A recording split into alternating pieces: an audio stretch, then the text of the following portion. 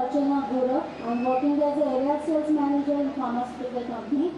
I wanted to ask a question.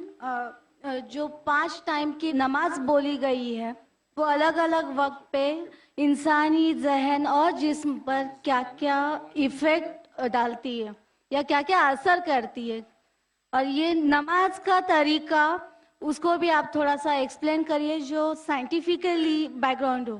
Thank you. One question at time, एक सवाल. आपने 4-5 सवाल, हर सवाल के ऊपर एक तकरीर दे सकता हूं मैं माशाल्लाह. बहन ने सवाल किया कि नमाज 5 वक्त है, क्यों है, उसके क्या असरात है, क्या फायदे है, किस तरीके से पढ़ना चाहिए. हर सवाल पे एक तकरीर कर सकता हूं. अल्लाह सुब्हानहू व तआला ने नमाज मुसलमानों पे फर्ज किया है ताकि जिस तरीके से डॉक्टर कहते हैं कि इंसान को अच्छी सेहत रखने के लिए कम से कम 3 बार खाना खाना चाहिए, उसी तरीके से अल्लाह सुब्हानहू व तआला हमारे खालिक है. अल्लाह ने कहा है कि कम से कम 5 बार नमाज पढ़ो. इतनी बुराइयां हैं, इतनी गलत चीज है. और मैं तकरीर किया हूं सलाह द प्रोग्रामिंग टुवर्ड्स राइचियसनेस. सलाह किस तरीके से इंसान को सही रास्ते पे रखती है. तो सही रास्ते पे रखने के लिए हाई चांसेस है, हाई पॉसिबिलिटीज है, इम्कानात है कि हम इतनी बुराई देखते हैं, वी कैन गेट डीप्रोग्राम्ड. तो रीप्रोग्राम करने के लिए कम से कम 5 वक्त जरूरी है इंसान को नमाज पढ़ने के लिए. इसके क्या फायदे हैं? कई सैकड़ों फायदे हैं. वक्त की किल्लत होने की वजह से चंद फायदे बयान करूंगा. We can give a lecture only on the scientific benefits. आज साइंस कहती है कि जब हम सलाह पढ़ते हैं सबसे बेहतरीन जो सलाह का पोस्चर है वो है सुजूद, सजदा. इसीलिए कुरान मजीद में 92 टाइम्स सजदा का जिक्र है, सबसे बेहतरीन. और आज साइंस ये कहती है द हाई पॉसिबिलिटीज ऑफ चिलबेन्स, मुंह की बीमारी आ सकती है. जब हम सजदा करते हैं तो extra flow of blood supply into the face, और खून दौड़ता है मुंह की तरफ. लेस चांसेस ऑफ हैविंग चिलबेन्स, चिलबेन्स होने के इम्कानात कम हैं.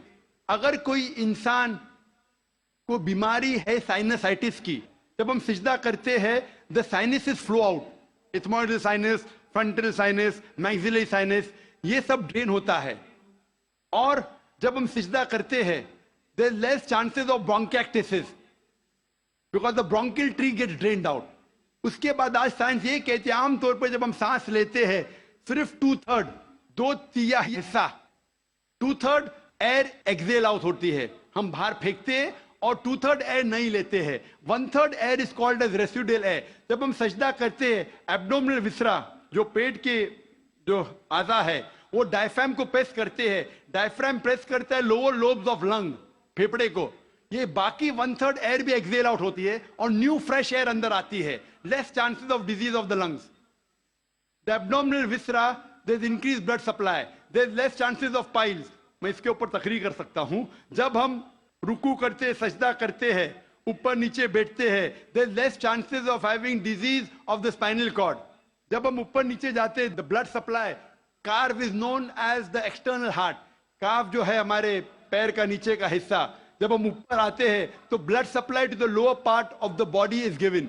ऐसे कई साइंटिफिक बेनिफिट्स है.